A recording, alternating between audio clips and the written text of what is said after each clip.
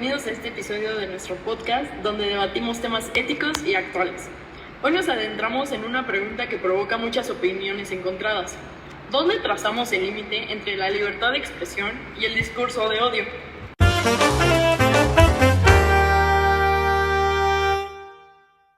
Hoy nos están acompañando Ana Sofi y Yare, con quien vamos a argumentar, y nuestro abogado invitado especial, Raúl, quien analizará las implicaciones legales y ofrecerá una conclusión. Así que sin más preámbulos, comencemos. Este es un episodio diferente con invitados especiales de su podcast favoritos, Ética sin filtro. No olvides seguirnos en nuestras redes sociales. Para arrancar, voy a poner el contexto del debate. Según la ONU, el discurso de odio es cualquier comunicación de ataque hacia cualquier persona o grupo basado en atributos como raza, religión o género. Por otro lado, la libertad de expresión está protegida por la Declaración Universal de los Derechos Humanos. ¿Dónde trazamos esa línea? Ana Sofi, ¿qué opinas tú? Hola, buenas tardes a todos y pues muchas gracias, Jimena. Pues mira, yo creo que empezaría diciendo que no deberíamos de trazar esa línea, ya que la libertad de expresión es un derecho fundamental que protege incluso las opiniones más controversiales. Si empezamos a limitar lo que alguien puede decir, corremos el riesgo de censurar voces legítimas solo porque no son políticamente correctas. Pero, Ana Sofi, ¿no crees que hay un punto donde las palabras dejan de ser opiniones y se convierten en armas? Por ejemplo, discursos que incitan al odio han llevado a genocidios históricos, donde los medios jugaron un papel clave en incitar la violencia. Sí entiendo un poco tu punto de vista y también tu preocupación, pero creo que no debemos basar leyes en excepciones. Lo que debemos hacer es combatir el odio con más discurso y con menos censura. Por ejemplo, permitir que existan debates públicos abiertos y así puede ayudar a que las ideas de odio sean contrarrestadas por la sociedad. Pues en esta parte creo que sí difiero un poco contigo, Ana Sofi, porque ¿cómo esperas combatir el odio con más discurso cuando quienes lo están sufriendo están siendo atacados constantemente? Un claro ejemplo de esto es el acoso que pues como mujeres nosotras siempre vivimos, y también pues todas las minorías que actualmente existen, sobre todo en redes sociales. Creo que esto es algo que es una problemática real y pues que obviamente tiene un impacto tanto psicológico como social. Eso es cierto, Yare, pero de hecho un estudio de la Universidad de Oxford mostró que los discursos de odio en línea afectan directamente de la salud mental y la participación social de los grupos vulnerables. ¿Cómo balanceamos eso con la idea de no censurar? Pues bueno, es que creo que no se trata como de sofocar críticas que sean legítimas, sino más que nada de regular el discurso de odio y así evitar que las palabras se conviertan en violencia. También en plataformas como Twitter, las amenazas pues suelen ser muy explícitas y también pueden llegar a desencadenar violencia física pues en el mundo real. Bueno, desde el punto de vista legal, esto ya se puede regular en muchos países. Por ejemplo, en Alemania, tienen leyes específicas contra el discurso de odio relacionado con el nazismo. No puedes promover símbolos o mensajes de este tipo porque las consecuencias históricas han demostrado su peligrosidad. ¿Puedes explicar cómo se asegura el equilibrio entre regulación y libertad de expresión en casos como este? Claro, el Convenio Europeo de Derechos Humanos establece que la libertad de expresión no es absoluta. Tiene límites cuando amenazas la seguridad nacional, el orden público o los derechos de otros. En Alemania se aplican pruebas específicas para determinar si un discurso incita directamente al odio o a la violencia. Creo que todos tienen un punto de vista válido, pero yo insisto en que esas leyes son peligrosamente ambiguas, Raúl. ¿Cómo decides qué es incitación al odio? Por ejemplo, para algunos, criticar una religión puede considerarse odio, pero para otras esto es libertad de pensamiento. ¿Dónde trazamos esa línea sin comprometer la libertad individual? Bueno, pues esa ambigüedad es precisamente porque el sistema legal debe ser extremadamente cuidadoso. Por eso se usan criterios como el test de inminencia. Este test evalúa si el discurso en cuestión tiene un vínculo directo con un acto violento. Eso es interesante, pero ¿qué pasa con la responsabilidad ética de las plataformas digitales? Muchos discursos de odio se propagan porque las redes sociales priorizan contenido polémico para ganar interacción. ¿Creen que deberían de ser más proactivas en moderar? Yo creo que sí, absolutamente. Las plataformas tienen algoritmos que amplifican el contenido porque pues obviamente lo que genera más clics y comentarios es lo que más van a promocionar. De hecho, hay un informe que es el 2023 en el que pues se menciona a Facebook y Twitter y se encontraron como fallos sistemáticos en proteger a las mujeres del abuso, sobre todo del abuso en línea, incluso cuando estas incluían como ciertas amenazas muy explícitas. Entiendo tu punto, Yare, pero si las plataformas comienzan a moderar contenido, ¿quién decide qué se elimina? Por ejemplo, hoy podrían moderar discursos de odio, pero mañana podrían silenciar movimientos como el de Black Lives Matter, que se dio hace algunos años, o protestas contra gobiernos autoritarios. Esto nos lleva a otra pregunta. ¿Es posible moderar contenido sin caer en la censura?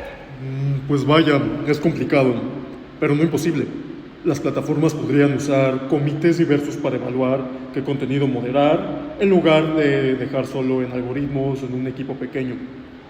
También es importante que las decisiones de moderación sean transparentes y puedan ser apeladas por los usuarios. Quiero volver a un punto que mencionó Yare sobre el impacto psicológico. ¿Creen que las leyes actuales toman en cuenta suficientemente ese daño emocional o estamos todavía atrasados? Definitivamente yo sí creo que estamos atrasados. Las leyes tienden a enfocarse pues en los daños físicos o económicos, que es como lo que generalmente más tiene impacto. Y pues nadie se enfoca como en el daño emocional y psicológico que pues puede llegar a ser devastador. Por ejemplo, el ciberbullying, que es algo que todos hemos escuchado, ha llevado a suicidios en adolescentes y muchas veces los agresores ni siquiera tienen consecuencias por sus actos. Estoy de acuerdo con que el daño emocional importa, pero no podemos legislar basándonos únicamente en emociones. Cada persona reacciona de forma diferente y creo que sería imposible crear un estándar justo que contemple todas las experiencias individuales. Eso es cierto hasta cierto punto. Sin embargo, las leyes pueden concentrarse en patrones de conducta como el acoso sistemático en lugar de enfocarse solo en emociones individuales. Por ejemplo, en el Reino Unido se han introducido legislaciones que penalizan el acoso. Otra pregunta importante, ¿qué papel juegan los medios de comunicación en esto? Pues yo creo que los medios amplifican los discursos de odio cuando no son responsables con el contenido que se difunde o se comparte. Deberían de promover mensajes que sean realmente positivos en lugar de dar espacio a mensajes que son como muy polares. Por ejemplo, en el 2020, ciertos titulares en medios internacionales alimentaron actitudes xenófobas durante la pandemia. Creo que ahí los medios también tienen la obligación de reportar la realidad. Silenciar ciertas opiniones, aunque controversiales, es muy peligroso, pero también así las pueden amplificar. La clave es el equilibrio, pero no siempre es fácil encontrarlo. Creo que hemos cubierto muchas perspectivas importantes hoy. Antes de despedirnos, cada uno tendrá 30 segundos para dar su conclusión. Yo creo que es importante que estos temas se hablen, sobre todo como en podcast o en ciertos espacios, porque el hecho de no hablarlo también hace que pues este tipo de problemas no pues se minimicen hasta cierto punto y no tengan el enfoque que deberían de tener. Y justo así como pues se menciona, cada quien podrá tener su perspectiva, pero creo que es importante pues hablarlo y poder diferir y encontrar como estos puntos en los que todos podemos coincidir o quizá no, pero creo que abrir el espacio es muy importante. Y bueno, desde lo legal, el equilibrio es clave. Proteger la libertad de expresión mientras evita el daño real a personas. La clave está en las pruebas y en aplicar las leyes con transparencia. Pues gracias a todos por este debate tan enriquecedor y gracias a nuestra audiencia por escucharnos. Recuerden que la libertad de expresión es un derecho, pero también conlleva responsabilidades. Nos escuchamos en el próximo episodio. Hasta pronto.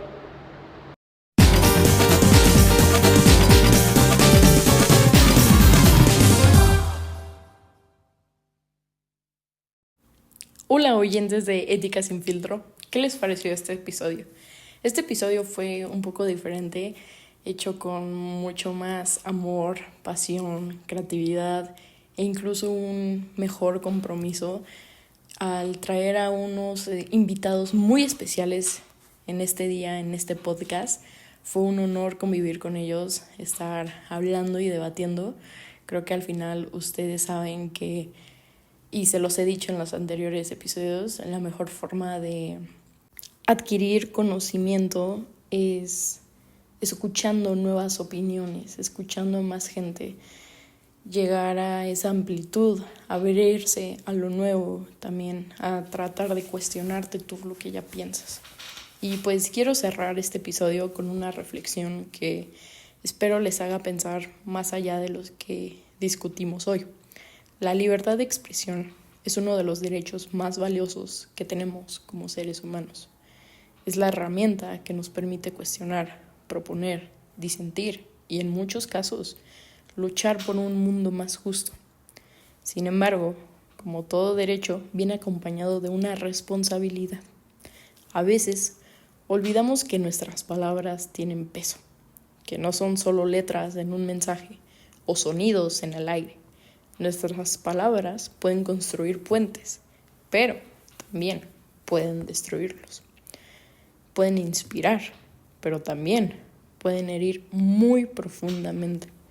Entonces, la pregunta no es solo si podemos decir lo que pensamos, sino cómo lo decimos y cuáles son las consecuencias de ello. Creo que todo empieza a partir de una intención que tú ya tienes, que tú ya conoces. Así que antes de hablar, hay que pensar. También es importante entender que aunque la intención sea buena, nuestras palabras pueden ser malinterpretadas o utilizadas para fines dañinos. Esto no significa que debamos vivir con miedo a expresarnos, pero sí que debemos ser conscientes del impacto que generamos.